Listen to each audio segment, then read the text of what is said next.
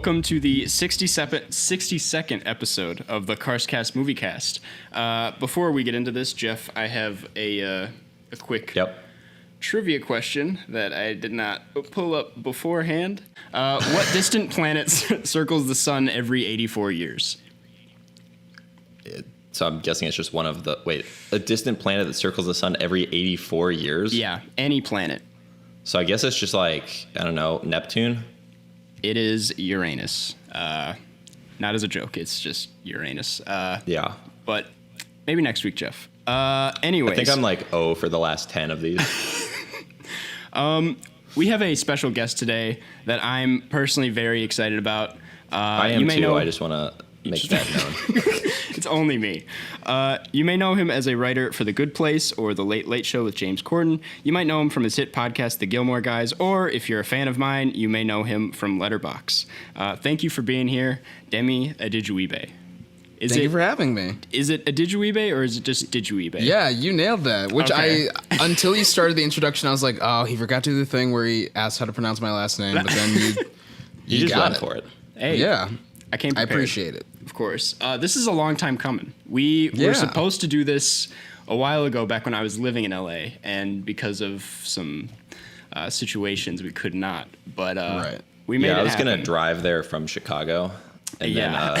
then, just like 2 days before we were going to leave, I canceled that one. Yeah. But it's good to have you here. I'm personally very excited. I watched your talk at the XOXO festival from 2 years ago, and it is, as someone who is like making content on the internet right now, it is a very good talk. It made me feel pretty good about myself. And Good, thank you. So thank you for that. I want to ask you, because, I feel like this is the only podcast where a majority of the people listening probably know you from Letterboxd, of all places. Sure. What is, what's your general experience with that website? Because I haven't really gotten the chance to hear you talk about it. And it's a weird place.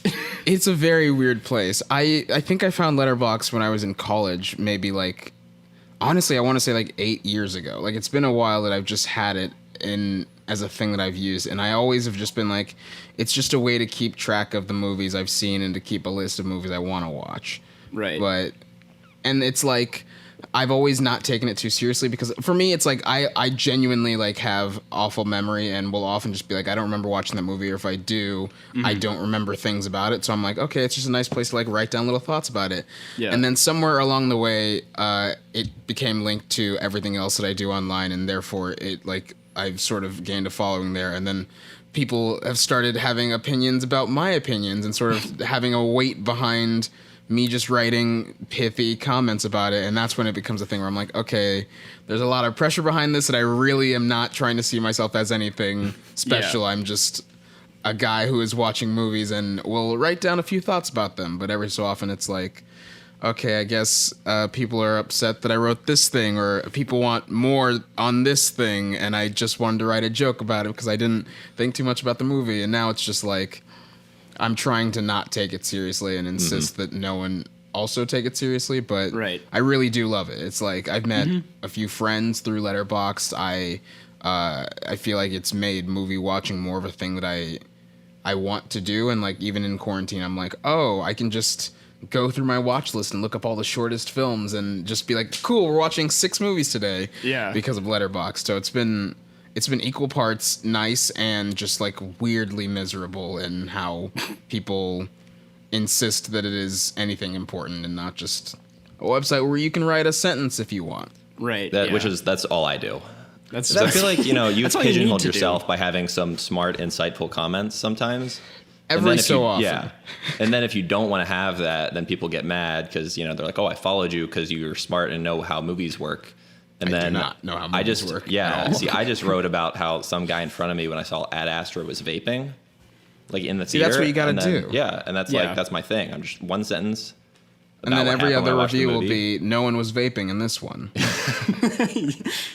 I haven't used that yet, so I think that might be my next review. Well, there you go. It's automatic half star if no one vapes. Except for that now, obviously, I'm not going to a theater, so that would just be... Yeah, no one in my where I live was vaping. Yeah. But yeah, so I follow you on Instagram. So you watched like 6 movies a day the other day? I mean, I did. That was just like, it was just a runaway train. We watched Munich very late at night. And then the next day when we woke up, my roommate has been packing boxes because he made a record and was like trying to ship it to people. And then he was like, well, I just want to put on a movie while we do this. And then it took 2 movies for him to finish packing boxes. And then I was like, well, I mentioned this movie before. I'm just going to put it on. And so we got through 3. And then another friend of mine was like, oh, I really want to watch Jennifer's Body because a friend just lent it to me. And I was like, cool, let's do that. And then I was just like, I've been on a roll of watching movies. How many can I watch before the day's over? So I just watched like 7 in that day. And it was like, it was fun, but it was also just kind of, at a certain point, I was just doing it because I was like, how many of these can I do? And I was like, well, that's not the point. Exactly. Yeah. Feels like you have a pretty loaded schedule because like you also were making that Robert Pattinson pasta, right? I did do that also, yes, which was fun and stupid. It looked delicious. It was delicious. It was essentially just a lasagna with a bun, but it was like also very sugary because he's a psychopath. But it was really fun to make. That's amazing. Well, today we're talking about a pretty fun movie. I'm excited to talk about it because I've wanted to talk about it for a long time. I imagine you're pretty excited to talk about it. Oh, I'm very excited to talk about it. You've vlogged it a lot. Today we're talking about I, Tonya. It is do you call it like a biopic on Tonya Harding? Yeah. I mean, it's... the thing about this movie is I don't know how much is true, how much isn't. It's weird how they tell the story. We'll get into it. I actually looked up like a comparison of like what's true and what's not, and a surprising amount is true. Yeah. And a lot of it is like, because it's just sort of based on what they could gain from interviews. It's like, well, you don't really know what's true and what's just something that they presented from their point of view, which is why another reason that I really like it, because it's like the truth doesn't necessarily matter as much as just the perspectives of the people who were involved. Exactly. So before we go any further, for anyone who doesn't know, this is a film from 2017 directed by Craig Gillespie. Is that? I hope that's how you pronounce his name. He also did Lars and the Real Girl, which I was not aware of like 2 days before this. That's pretty weird to me. Like you weren't aware that he directed the movie, or you weren't aware of the movie? I wasn't aware that he directed the movie. I love the movie. It's just completely different than this, well, kind he of. also directed the John Hamm going to India to find baseball players movie. $1 Million Arm, he did? Yeah. Oh. I know he directed Fright Night, which I have seen. I've not seen those other 2 movies. I really should watch Lars and the Real Girl. But I'm also very excited for his Cruella live-action Disney film. Oh, yeah. So yeah, this is, I'll read the Google synopsis as usual. In 1991, talented figure skater Tonya Harding becomes the first American woman to complete a triple axel during a competition. In 1994, her world comes crashing down when her ex-husband conspires to injure Nancy Kerrigan, a fellow Olympic hopeful, in a poorly conceived attack that forces the young woman to withdraw from the national championship. Harding's life and legacy instantly becomes tarnished as she's forever associated with one of the most infamous scandals in sports history. I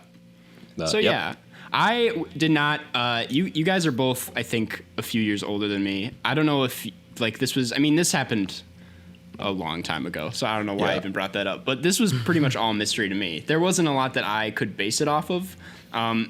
So going back to what we were saying before, I could have just believed everything that happened in this, and I think that's why I had so much fun with it, because I didn't know how much there was to the story before. Totally, I know that. My experience with it is I knew that it happened, but didn't really know the details, and always just confused Nancy Kerrigan and Tonya Harding. I was like, I don't know which one of them did whatever. So it was just like, I went in going, I don't really know a lot about this, but yeah. Mm-hmm. Yeah. Well, how old do you think we are? Because me? Yeah, because I was like 2 when that happened. So no, I don't think you guys are that old. That's why I took it. Jeff, you're 28. I actually just turned 29 2 days ago. Happy birthday! Thank you. I never said happy birthday. You didn't say that. I just I got the Facebook notification. I didn't know. I was like, is it actually his birthday? He loves a birthday prank. So happy birthday! Put in the fake birthday on Facebook. Right. And Demi, I'm gonna say you're the same age, like 28. I think 27. Yeah, 27. Okay, all right. I was in the ballpark. You know. Yeah. You were. But yeah, no, it was you But were not you were close for 1994. me, but you know. Yeah. Demi, why did you choose this movie? I mean, obviously you've had like 8 different reviews for it where you... I have seen this movie 9 times, and Okay. I almost watched it a 10th, and I didn't just because I was going to put it on last night because I've been like sewing and just was like, I'll put it on in the background. My roommate was like, no, because he knows that I've seen it a lot, and I think he's just like, we don't have to do this again. But I don't know what it is that draws me into this movie. I think it's just that like... I think it's a fascinating movie. I think it's very pulpy in a way that I find immensely watchable, and I think that every single scene in this movie is one that makes me go, oh, this is a great scene. So just the prospect of talking about it and trying to figure out what it is that I love about it was so fun to me. Mm-hmm. I think it's got a lot of cool, like, themes, and the way the story is framed is so delightful, and I think it came out at a time that I was really expecting it to be a lot bigger than it was, but it seemed to go... sort of like people watched it. It wasn't like a flop or anything, but it felt like a perfect Me Too era film, and it never was really seen that way. And I think that's partially because they marketed it as like an uproarious comedy, and I'm like, it is not really hilarious. I don't know what they're doing. I was going to bring that up. I think it's kind of... We were just talking about Parasite, which is kind of funny. I think this is also a pretty genreless film. I mean... It's mostly a drama, right? But I think it does have its moments of humor. I think at times it's kind of suspenseful. I think my point is I think it kind of fits into its own little box, and that's what I like so much about it. But I would agree, when I rewatched it, I didn't laugh that much. I don't think a lot of the moments that are supposed to be comic relief and play off like that in the trailer, I think are just they're just uncomfortable, I think. In the actual film, just because you grow, you get to know the characters, and in that context, you're like, this isn't a good guy. Yeah. I don't know. I feel like when you're getting like the full context of the film and like when it was, you know, that era, especially in like women's figure skating, and it's like how everything is stacked against Tonya Harding, it's like hard to find some of these moments funny. Mm-hmm. Yeah. On a rewatch, there are moments in the beginning where you're just kind of like, oh, she's got a coat made of like rabbit pelts, and it's like kind of weird. But then like on a rewatch, you're like, well, people made fun of her for this, and they see her as white trash, and she's poor, and all of these things, and you're like, it's not really funny as much as it is just like sad that this child is growing up this way. Because I mean, with like the amount of talent she had, she could have like won Olympic gold if she was born into like other circumstances. Totally. Right. That's what I think is so sad about this. I think it's a really tragic film. Is like at her core, I think everything that happened to her was a complete like result of everything around her, like the media and her family and her relationships. Like it's just very, I don't want to say unlucky, but just unfortunate. I don't know. Yeah. It's like a very American story though, about like this fake idea that anyone has like all this upward mobility. Mm-hmm. Yeah. If this wasn't sorry. I was just gonna say, if this wasn't like a real life thing that happened, this movie could have easily have been called like American Skater or something. It would be like, oh yeah, that is kind of what America's like. But speaking of that, I wanted to bring up just like you guys just said how American its filmmaking was. I mean, it's been compared to like Scorsese and the Coen brothers a bunch, like in that it's kind of this like American dream, but the opposite type of way that it's telling it, with the voiceover and the montages and the way they play with music. That is something I really like about this, and that I noticed on a rewatch, is how it takes that cliche, I guess, of like what Scorsese usually does, and kind of makes it a bit more realistic and dark with its ending. I think it's kind of shows the reality of America as opposed to kind of the fantasy that he does. I also love that I think this is also something that Scorsese does with like Goodfellas and Wolf of Wall Street, where it's like you're showing a figure that you know to be like bad, and it sort of gives you this moment where you're supposed to go like, am I supposed to feel sympathy for her? And then you do, and you also are like told, oh, maybe it wasn't her fault. But then you're also given all of these scenes where she says, it's not my fault, and you kind of reckon with the fact that it's like, these things might not necessarily be her fault, but we're not supposed to turn around and go like, well, then she's good. I think you're supposed to see her as like a very flawed, very like sort of like shittily raised person and like treated poorly, and like it led to all of these things in her life, but she also doesn't seem to want to take credit for them in a way that it makes you go, okay, but at what point do you have to sort of sit and reckon with what you are and how much of this has been like your personality as a result of bad things, and how much of it is your personality because you refuse to accept like your ego coming into conflict with all of the things that you are truly good at. Yeah, and I think the depth of this film in terms of like how large of a character she is, you know, juxtaposed with what she was actually known for, which was this like very singular event that everyone was judging her immediately as bad. And, you know, so it's like, obviously this film gives you so much more of a more full understanding of like her circumstances and everything else that like led to this and why she's known for one thing. Yeah.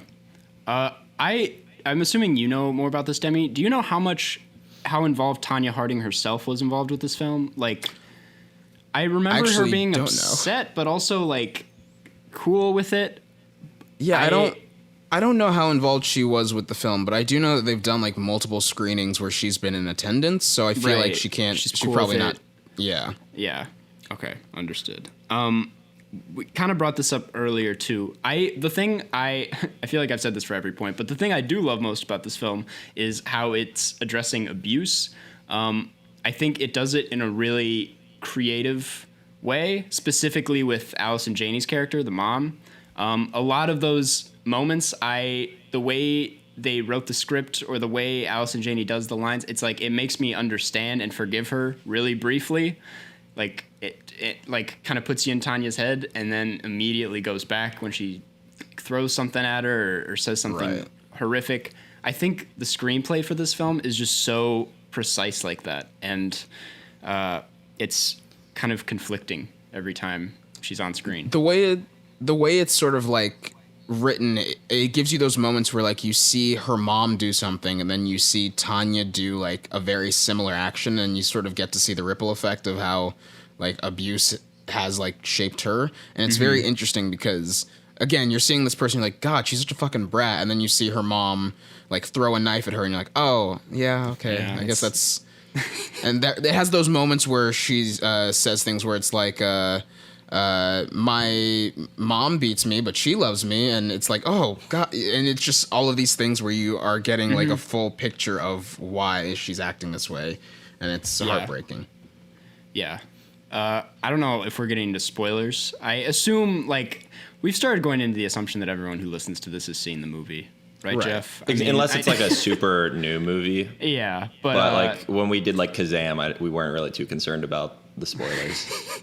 But my favorite scene with Allison Janney, or where this is an example, is the ending where she comes to her house in the midst of like all the media, and you think she's there because like she loves Tonya, and like it's kind of this satisfying moment, and then she's wired, and it's just heartbreaking. I gasped both times I've seen this film. And I've seen it twice. Like and also Tonya, like rookie numbers. It makes it feel like she's like kind of this veteran of all like this media presence. Like in that scene specifically, she states that she's 23.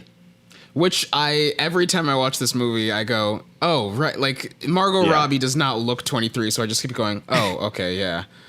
But it is fucking like just staggering to get this moment where you go, oh, this is a child kind of.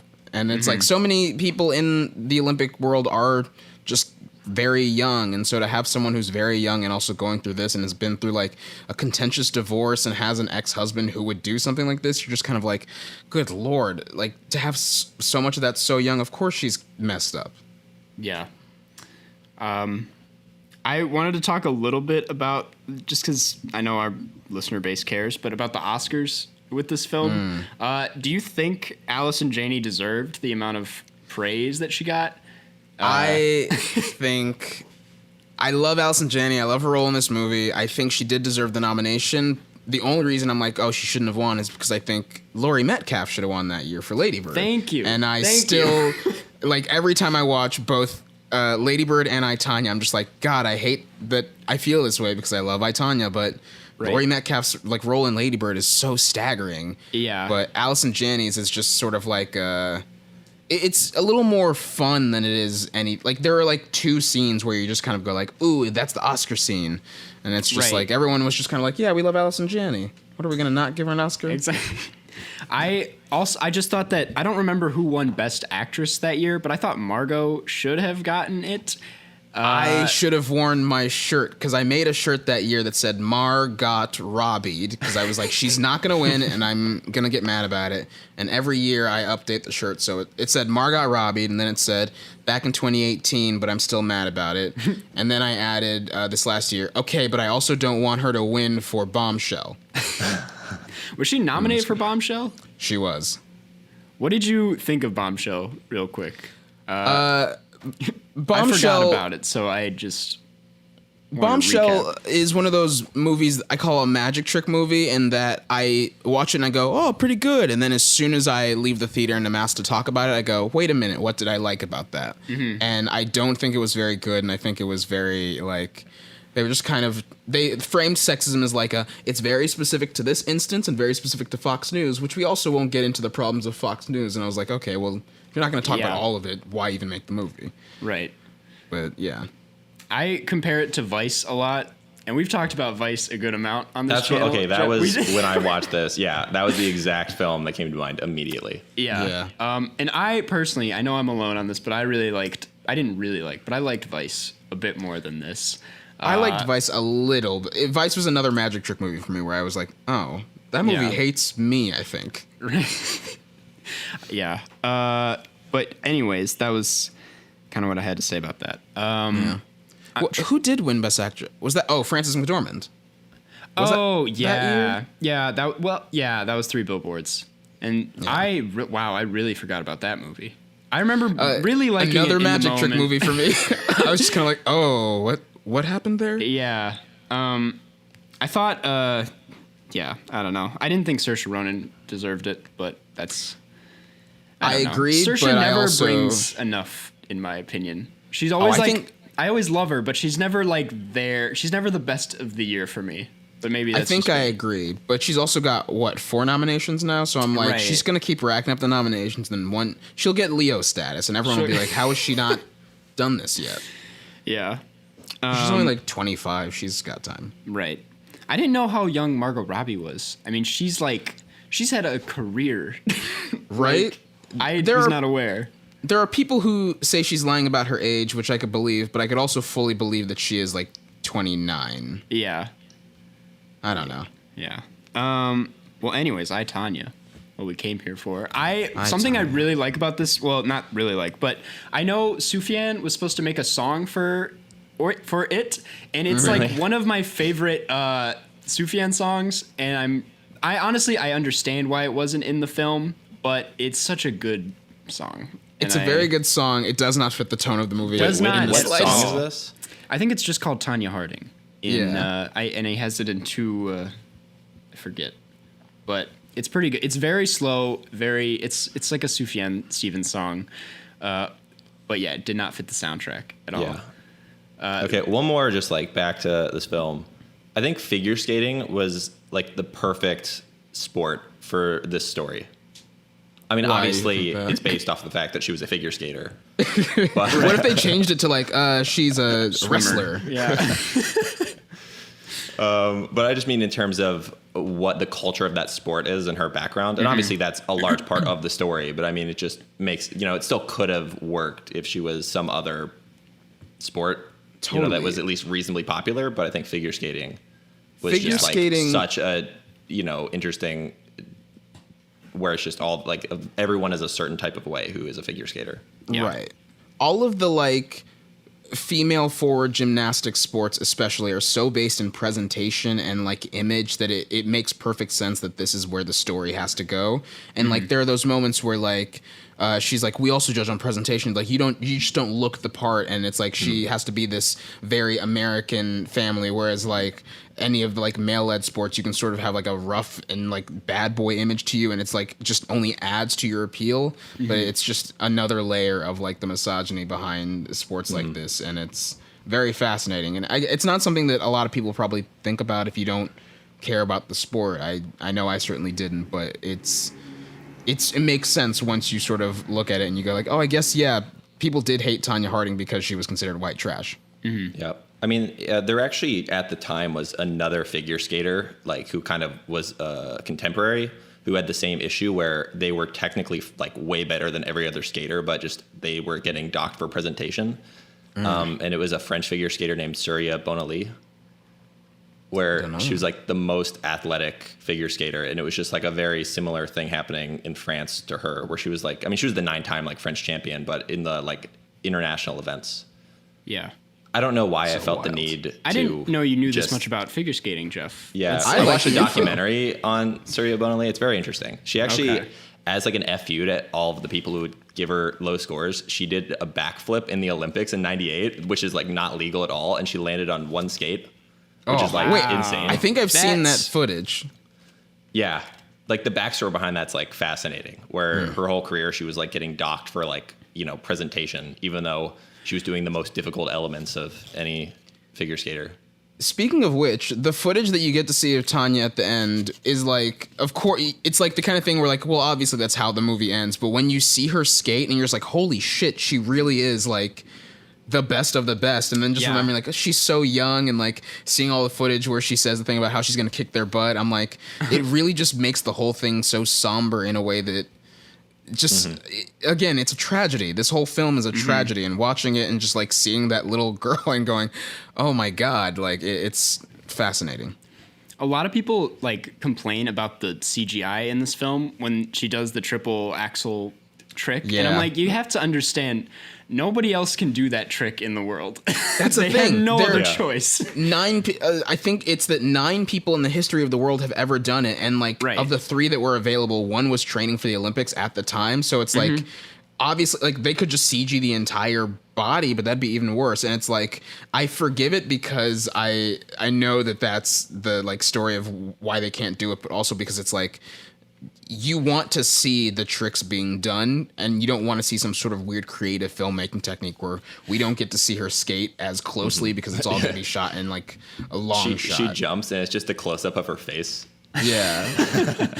We just cut to the audience being like, wow. It's her face just spinning in circles. Oh. It's all shot like Upgrade, where it's just following her.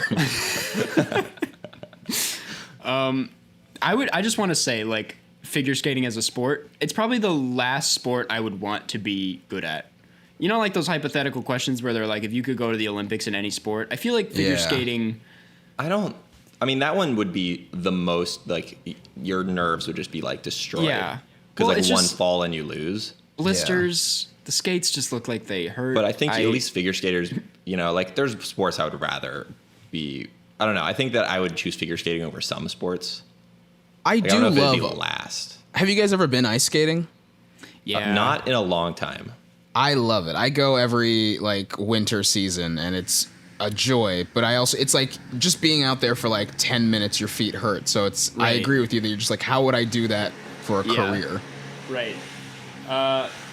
Sorry, I don't know if anyone can hear that. I'm really into hockey, but I don't know how to skate. So it's like weird because in most sports, when you know the sport well, you can like criticize the players if they do something wrong. But I'm like, you know what? I don't really know how hard it is what you're like doing right now with the skating. So I'm just gonna let you do it. I played hockey for 4 years as a kid, but it was roller hockey because I was terrified of. I just saw footage of someone getting their like throat sliced by a blade, and I was like, no, I'm not doing that. But it's fun. I still can't criticize it though. Yeah. Right. I'm from Minnesota, so hockey is like our whole thing, and I'm like aggressively bad at ice skating. So. That's my take on that. I'm from Florida, so I have a little bit more of like a reason not to know how to ice skate, really. I'm from Texas, so I don't have a reason. I think I've said like all I have to say about this film, at least for the time we have. I'm sure we could keep going, but does anyone have any like closing thoughts? I feel like this was a star-making performance for Paul Walter Hauser. He's so good and so funny in it, but also so like demented. And when you get to see the real guy at the end and you realize that one of the scenes that you're like, well, that's ridiculous, was real. It's another thing that cements this whole film as being like just chaotic, but true in a way that is so fascinating. Of course, it had to be a movie. I think there are like 4 chief performances in this film that could have easily been Oscar nominated, and it's like Sebastian Stan, Paul Walter Hauser, Margot Robbie, and Allison Janney, of course. It's just all around such a good. It's like it doesn't feel like the kind of movie where people go like cinema or anything, but it does feel to me like such a perfectly made film that it's so watchable and so well written that it's the reason I watch it over and over. Right. Oh, it's so watchable, and the pacing it feels almost like a video game sometimes. Yeah. But I'm gonna say my closing thoughts they're not really insightful, but we watched Blue Velvet a few weeks ago, and I thought that was the most times I've ever heard my name in a film, which is Jeff, or like Jeffrey in that case. They say it over and over again, but I think this is a contender because they say Jeff a lot in this film. You should watch Jeff Who Lives at Home. I have not seen that. I think they say it a lot in that. Yeah. Well, anyways, that was I Tonya. We usually do a score like we do on Letterboxd. I gave this a 4 out of 5. I also gave it a 4. And Demi. What if I gave it like a 3.5? Yeah. Just missing that one thing. I give it a 5. I wish I could just like recreate just the feelings I had when I saw it for the first time, because I remember I went to a screening of this with a friend of mine, just being like, oh, they're showing it at the WGA theater, do you want to go?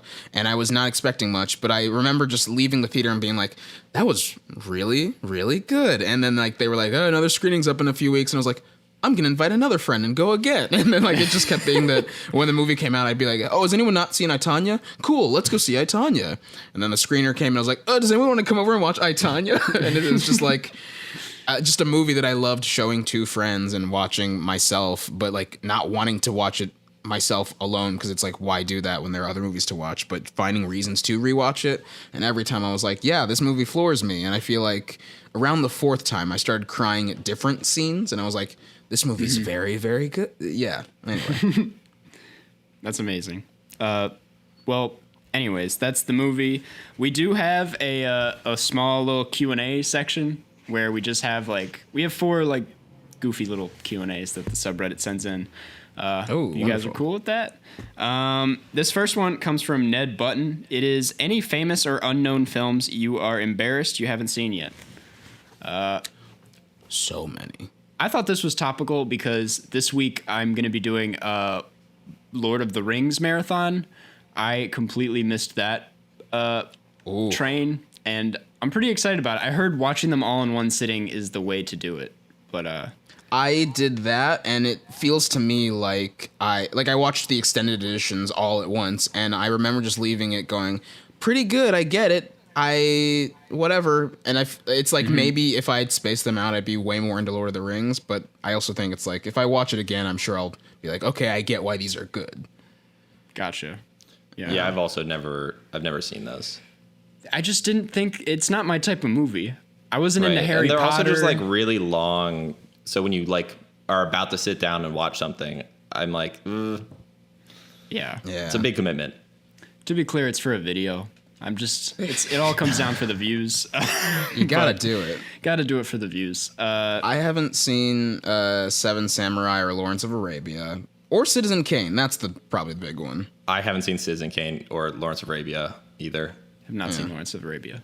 I'm sure there's like a bigger one that I'm not thinking about, but Ishtar. Haven't seen Ishtar. You'd think I'd have seen Ishtar by now. I was gonna say one of my Star Wars films. prequels. I'm gonna just say Ishtar is actually a very good movie. I bet it would be. I think Elaine May could make it It seems like I'd love Paul it. Williams does like all the songs. Jeff's not just saying that. This is your favorite movie, Jeff. Don't downplay It's my second it. favorite movie. Okay, that's right. Your first being behind the scenes of Ishtar. Yeah, exactly. My first being that. Yeah, exactly. Actually, I know what my answer is for the movie. I haven't seen Silence of the Lambs. Oh man, that's a really good one. That's I one know. where I know I'd love it. I would have. Here's the thing: I would have never probably watched it if it weren't for we had to watch it for a film class. So I was, I had to sit there, and Right. it's pretty good. You never lose interest. And what's his name? Anthony Hopkins. Amazing. So yeah, I guess. Well, that's not my answer because I've seen it, but. This next one This next one comes from Why Begin. It is first smell you think of when you see the color turquoise. I just thought I'd toss this I'm one gonna in say there. salt water. Salt water? That's a very Turquoise. faint smell. I don't think, but I was Like thinking the ocean. like I mean, I guess not necessarily just water with salt in it. I was thinking Yeah, like a blue Jolly Rancher, even though that's not turquoise. I get the same experience. I feel like I'm thinking of like an Earl Grey tea kind of, because I think turquoise and I think jewelry, and then I think like a haughty old British woman. I'm like, okay, tea. That is completely. That was so many steps removed from turquoise. I but- know, because my brain was like turquoise. What's the scent? And that's You what I think that'd landed be on. for. Like turquoise feels Gray. sour to me. I was gonna say gray seems more of the An Earl Grey tea. Yeah, I don't but- know. My brain's not on that level right now. This next one is best movie experience from Aaron Scarecrow. This is kind of vague. I know there's probably a lot of answers to this. Yeah. I don't think this movie is like that good looking back at it, but seeing The Hateful Eight in that like 70 millimeter experience that Tarantino did, it was like I was in high school. I was just getting really into film, and bless you. And we went to see this, and I don't know. It was a packed house, and I had to sit in like the front row in the bottom left, like awful seating. But I had a great time with it, and Right. it's probably the most memorable looking back at it. Yeah. What about you guys? I'm trying to. I remember seeing Mad Max Fury Road, and like at one point my friend leaned over to me and was like, "I feel like we were watching something like important right now," and I was like, "Yeah, and that was great." Watching Inception in 2010 was another one of those moments where the movie ended and I was like leaning forward in my chair going like, holy shit. And like, it's just movies like that where it's maybe not the movie you think back on now and go, oh, that was one of my favorite movies. But I remember distinctly being like, oh my God, I feel a way I've never felt about movies before. Whiplash is one of those. The day I saw Whiplash, I saw it twice because I got the screener in the mail, watched it, and then my roommate knocked on my door and was like, hey, we're going to see Whiplash. And I was like in the middle of it, and I was like, okay, yeah, I'm pausing it now, and I'm going to the theater, and I'm going to watch it there. And I remember just at the end, like, I felt like I was exhaling and leaning forward, just going like, oh my, like I wanted to stand up and cheer. And that feeling is something that I don't get from a lot of movies. So when I do, it feels memorable. That's What about you, Jeff? Yeah, I gotta be honest. I didn't hear the question. Like I did was trying to cut piece out? it together. Oh from, man, I'm sorry. No, I think I just like spaced out for a second. My bad. It is best movie experience. Okay, The question that's was, I thought what the is a question movie was. you have seen? I was pretty sure that was the question just based off the answers, but I wasn't. We were still doing the super turquoise sure. question, to be clear. Yeah. I mean, honestly, Whiplash I saw at home, but it was still like just the experience of watching it is intense. Yeah. You know what? I don't have like an answer super ready for this, so I'm just let's just move on. Okay. I was going to touch on, because you brought up Damien Chazelle, that La La Land is probably up there with me too.